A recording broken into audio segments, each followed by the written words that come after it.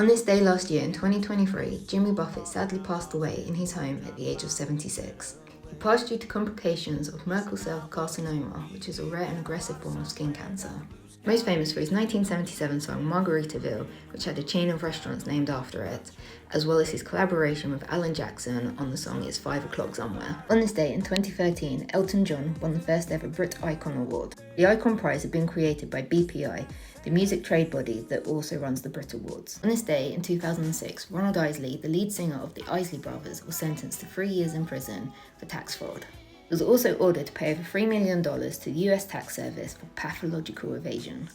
The court heard Howard cashed royalty checks belonging to his brother who had died in 1996. He had also earned millions of dollars from undeclared performances. On this day in 1989, Ozzy Osbourne was charged with threatening to unalive his wife Sharon. He was released on the condition that he immediately went into detox, and the case was later dropped when the pair reconciled.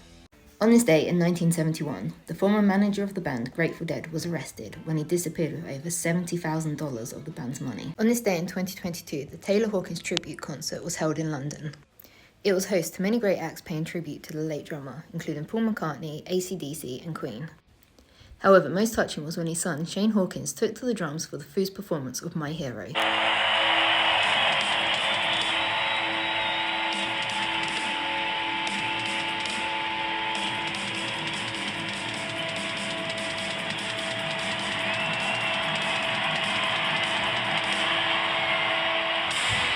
On this day in 2010, Mike Edwards, a founding member of ELO, was unalived in a freak accident. He was driving down a Devon road when a 600-kilogram hay bale rolled down a steep field, through a hedge, and crashed into his van. Edwards had played cello in the band since their first gig in 1972, but he left in 1975 to become a Buddhist. On this day in 2016, an asteroid was named after Freddie Mercury in honour of what would have been his 70th birthday. The asteroid in question was asteroid 17473, and was discovered in 1991, which was the year of Mercury's passing. On this day in 1994, Oasis appeared at the Hacienda in Manchester to celebrate the launch of their debut album, Definitely Maybe. The album went on to become the fastest-selling debut album of all time in the UK. On this day in 1965, Sonny and Cher made their first UK live appearance at the 100 Club in London. On this day in 2010, Morrissey came under fire for referring to the Chinese as a subspecies. In an interview with The Guardian, the former Smiths frontman said, "Did you see the thing on the news about their treatment of animals and animal welfare? Absolutely horrific. You can't help but feel that the Chinese are a subspecies." While coming from a place of support for animal welfare, his comment naturally caused a lot of backlash. On this day in 2023, a Yamaha baby grand piano, which was used by Freddie Mercury to write some of their most iconic songs, was sold for £1.7 million. Other items sold included a silver snake bangle, which was worn in the Bohemian Rhapsody video. It fetched £698,500. There was also handwritten lyrics for Somebody to Love, Killer Queen and We Are the Champions. Somebody to Love sold for £241,300. Killer Queen sold for £279,400. And We Are the Champions sold for £317,500. An onyx and diamond Cartier ring, which was a gift from Elton John, also sold at the auction for £273,050. All funds raised at the auction was going to the Elton John AIDS Foundation. On this day in 2007, a new study revealed that rock stars are twice as likely to expire early than the rest of us. Researchers said that the problem was so bad that the industry should be labelled as a high-risk profession. Happy birthday to Chrissie Hynde, most famous for being the founder, singer, guitarist and songwriter for The Pretenders. Or if you're from my generation, the person who jams with Phoebe singing Smelly Cat. On this day in 2007, a plaque to commemorate Don Arden was unveiled at 52 to 55 Carnaby Street in London, which was Arden's old offices. Arden rose to notoriety due to his controversial, aggressive and sometimes illegal business tactics. He is the father of Sharon Osbourne, making Ozzy Osbourne his son-in-law, and during his career he looked after Black Sabbath, Small Faces and Electric Light Orchestra. On this day in 2002, Bruce Dickinson, Iron Maiden's lead singer, started his new job as a commercial airline pilot. The commercial plane flew from Gatwick and took holidaymakers to Portugal and Egypt. Dickinson took his last commercial flight in 2017. Happy birthday to Avicii on what would have been his 35th birthday. Sadly, he passed on the 20th of April 2018 from self-inflicted injuries from a broken wine bottle. Happy birthday to this absolute icon Pink. She shot to stardom in 2001 with her single Get This Party Started. With a career spanning over 2 decades, she's become one of the most successful artists of her generation, and she turns 45 today. Happy birthday to Jimmie Rodgers. Often referred to as the father of country, he is believed to be the first country music star. Jimmie sold over 12 million records, which is pretty impressive for the time that he was about. He was the first person to be entered into the Country Music Hall of Fame. Sadly, on the 26th of May in 1933, he passed from a lengthy battle with tuberculosis. He was only 35 years old. On this day in 2008, a man was charged with assault for attacking Noel Gallagher during his set at V Festival in Canada. Gallagher was admitted to hospital after a guy ran on stage and pushed him over while he was playing guitar. A spokesperson said that he fell heavily onto his monitor speakers. Toronto police confirmed that Daniel Sullivan, aged 47, was charged with the incident. On this day in 2004, Ernie Ball sadly passed away from an undisclosed illness at the age of 74. He's most famous for being the leading manufacturer for guitar strings and accessories. I'm pretty sure anyone that's owned a guitar has used Slinky strings at some point. Many famous guitarists also use these strings, including Paul McCartney, Keith Richards, B.B. King, Slash, and many more. On this day in 1992, Nirvana's Chris Novoselic knocked himself unconscious at the MTV Awards. He threw his guitar up in the air and it hit his head on the way down, rendering him unconscious. On this day in 1965, the US newspaper The Hollywood Reporter ran this following advert. It reads, "Madness auditions, folk and roll musicians, singers for acting role in new TV series. Running parts for 4 insane boys aged 17 to 21. Want spirited Ben Franks types, have courage to work, must come down for an interview." Now I thought Ben Frank was going to be a person, but when I googled it, turns out it's not. It was a diner. And according to Rock and Roll Roadmaps, Ben Franks used to be a favourite hangout in the 60s for many rockers, including Frank Zappa and the Stones, due to its proximity to many recording studios and the fact that it was open 24 hours a day. So 437 people applied for the job, and only 4 got the role. They became the Monkees. On this day in 1964, Rod Stewart recorded his first single. It was a cover of Willie Dixon's Good Morning Little Schoolgirl. On this day in 2001, Gerald Way was on his commute to work when he witnessed the 9/11 attacks on the World Trade Center. It was this event that turned him towards music as a form of therapy to cope with what he'd witnessed, and through this, My Chemical Romance was born. On this day in 1996, Noel Gallagher walked out on the rest of Oasis midway through an American tour. This occurred after a fight with his brother Liam in a hotel in Charlotte, North Carolina. Let's hope there's not a repeat of this next year. On this day, in 1988, Michael Jackson appeared at the Aintree Racecourse in Liverpool as part of his Bad World Tour. With 125,000 fans in attendance, it was the biggest concert of the 123-day tour. During the concert, over 3,000 fans were treated by the St. John's Ambulance Service for passing out, hysteria, and being crushed by the crowd. On this day, in 1970, Keith Alston interviewed Jimi Hendrix for NME magazine. Sadly, this interview would turn out to be his last, as he passed a mere 7 days later. During the interview, Jimi Hendrix talked about a new musical phase as well as planned collaborations with Miles Davis and Paul McCartney. On this day in 2017, Mark Ronson was being sued for an alleged copyright infringement over his 2014 song Uptown Funk. Lestrade Entertainment claimed that Uptown Funk copied the first 48 seconds of the song More Bounce to the Ounce, which they owned the rights to. This is a section of the first 48 seconds of the song More Bounce to the Ounce.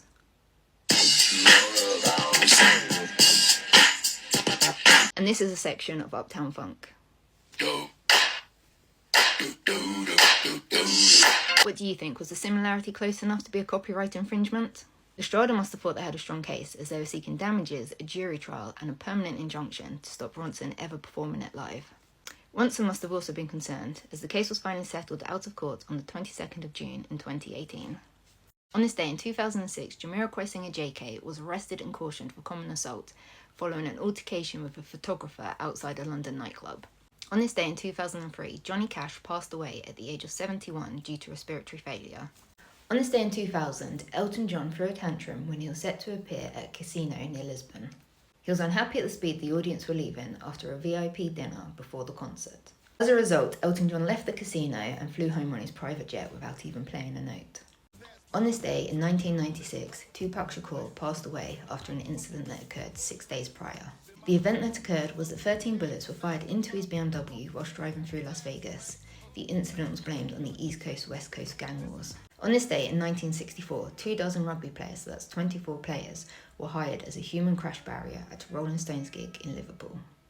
However, it is said that the human chain disappeared under a wave of 5,000 fans as the Stones took to the stage. On this day in 2014, a bronze statue of Amy Winehouse was unveiled in Camden in North London. Her father, Mitch Winehouse, said that she loved Camden and it was the place that fans associated with her.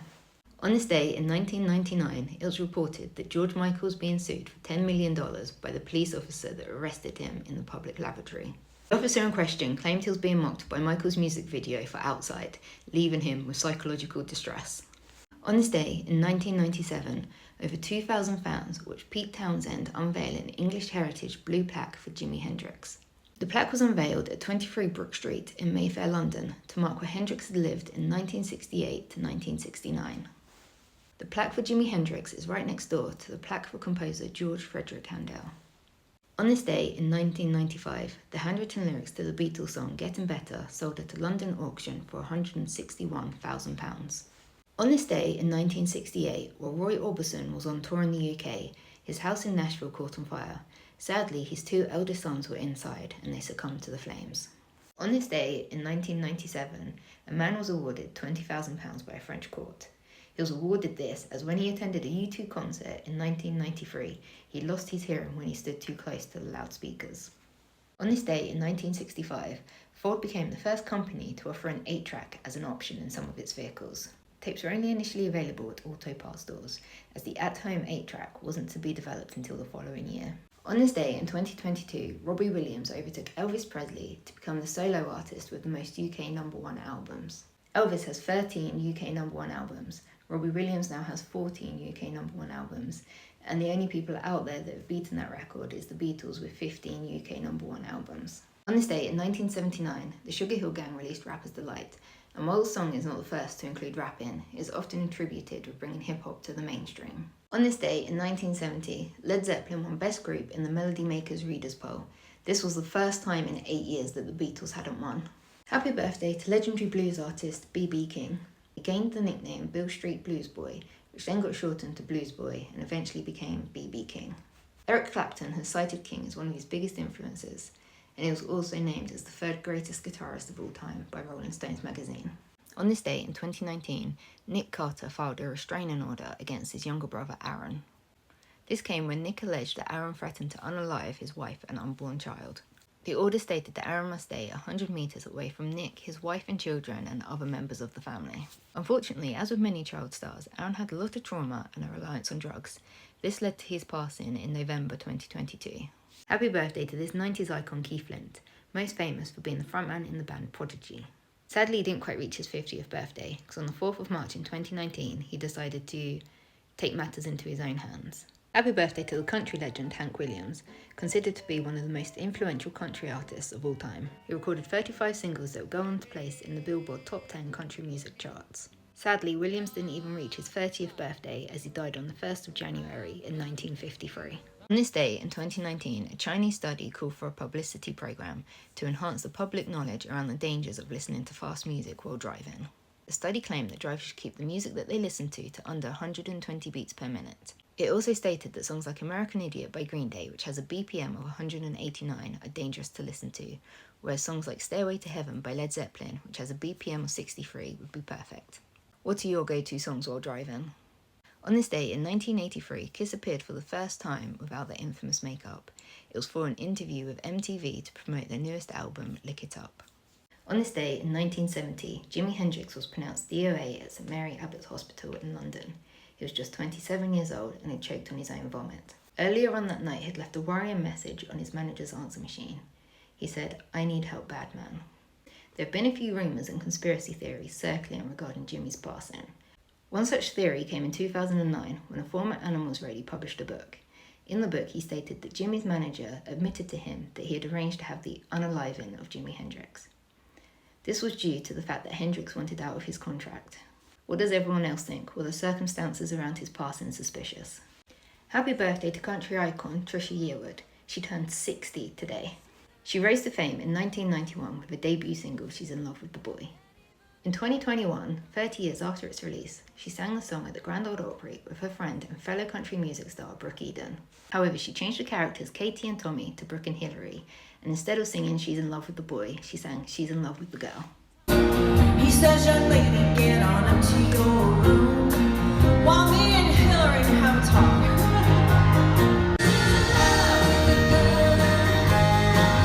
She's in love with the boy. She's in love with the girl. What's meant to be will always find a way. She's gonna marry that girl someday. On this day in 2005, research from the Guinness World Records showed that Status Quo had more hit singles than any other band in UK chart history. Between 1961 and 2004, the band had accrued 61 chart successes. Coming in second place was Queen with 52 chart hits. Then drawn for third place was the Rolling Stones and UB40 with 51 chart hits each. On this day in 1992, Radiohead filmed their music video for their single Creep. During its initial release, Creep wasn't actually a chart success. It wasn't until it was re-released in 1993 that it became a worldwide hit. Despite its success, the band has said that they don't actually like the song, the lyrics are crap, and that it's not the sound they were going for. On this day in 1970, the first Glastonbury Festival was held. It was originally called the Pop, Folk and Blues Festival. It was only £1 for a ticket. The founders were inspired by the Bath Festival of Blues and Progressive Music, the Isle of Wight Festival and Woodstock. This is the only year that the festival was held in September. The following year, the festival was moved to June to coincide with the summer solstice and officially rebranded as Glastonbury. It was also in 1971 that we had the first appearance of the Pyramid Stage. On this day in 1968, Led Zeppelin, still currently recording under the name of the Yardbirds, started recording their debut album at the Olympic Studios in London. The album only took about 36 hours of studio time to complete, at a cost of about £1,800, and most of the tracks were performed live with very few overdubs. On this day in 1991, Status Quo put themselves in the Guinness World Records by playing 4 venues in one day. They played Sheffield, Birmingham, Glasgow and London, and they played all 4 in 12 hours. On this day in 2011, research conducted by car maker Seat found that the song most likely to be on people's playlists was Bohemian Rhapsody, with a whopping 40% of people having it on their playlist. On this day in 2001, a tribute to heroes was aired for free on most major US TV networks. The live programme was organised to raise money following the 9/11 attacks and included performances from Neil Young, Tom Petty, Paul Simon, Billy Joel, U2, Limp Bizkit, Bruce Springsteen and Pearl Jam. There was also other celebrities manning the telephones to take donations. These included Jack Nicholson, Jim Carrey, Whoopi Goldberg, Goldie Hawn, Robin Williams, Meg Ryan, Cuba Gooding Jr., Kurt Russell, Adam Sandler, and many more. Reports vary as to how much money was raised, but it was somewhere between $150 and $200 million. On this day in 1991, Bryan Adams made UK chart history when his song Everything I Do It For You remained at the #1 spot for the 12th consecutive week. On this day in 1985, the first Farm Aid concert was held. It was organised by Willie Nelson, John Mellencamp and Neil Young, as they had realised that American farmers were struggling and needed additional help. The event was inspired by Bob Dylan's Live Aid and included a star-studded lineup with the likes of Johnny Cash, Glenn Campbell, Bob Dylan, Alabama, Charlie Daniels Band, Merle Haggard, George Jones, Chris Christopherson, Loretta Lynn, Willie Nelson, Bonnie Raitt and Kenny Rogers, as well as many more. Happy birthday to this absolute legend, Joan Jett. She rose to fame as the guitarist for the Runaways, and then made her own band where she was the guitarist and the frontwoman called Joan Jett and the Blackhearts. She's been an inspiration to female musicians for decades. On this day in 1980, Bob Marley collapsed on stage at the Stanley Theatre in Pittsburgh, Pennsylvania. 2 days earlier, he had collapsed while jogging in Central Park in New York and was immediately advised to cancel the rest of his tour. However, he was determined to fly to Pennsylvania and do another show. This ended up being Marley's last ever stage appearance, and he passed from cancer in May 1981. On this day in 1998, former Guns N' Roses drummer Steve Adler was sentenced to 150 days in jail for beating 2 of his ex-girlfriends. This also violated his probation of an earlier DV conviction. He was therefore made to undergo a year of DV counselling. On this day in 1988, James Brown led police on a 1-hour 2-state car chase which started in Augusta, Georgia. Brown was later arrested and eventually served 6 years for a slew of charges, including driving under the influence, attempting to flee police, and possession of a deadly weapon. On this day in 1966, Jimi Hendrix and his manager arrived in London with only the clothes that he was wearing. One of the first things he did after arriving in England was legally changing his name from James to Jimmy. On this day in 1962, Elvis Presley received an invite to appear at the Royal Variety Performance in England. Presley's manager, Colonel Tom Parker, graciously declined, citing motion picture commitments. However, the real reason for this decline was that Parker was actually an illegal Dutch immigrant, and he was worried that if he left the States, he wouldn't be allowed back in. On this day in 2017, Tom Petty and the Heartbreakers appeared at the Hollywood Bowl in California. This would end up being their last performance. Tom Petty ended up passing a week later due to an accidental drug overdose. On this day in 1995, Courtney Love was found guilty of assaulting Bikini Kill singer Kathleen Hanna. She was given a 1-year prison sentence, suspended for 2 years, made to attend anger management classes, and given a $1,000 fine.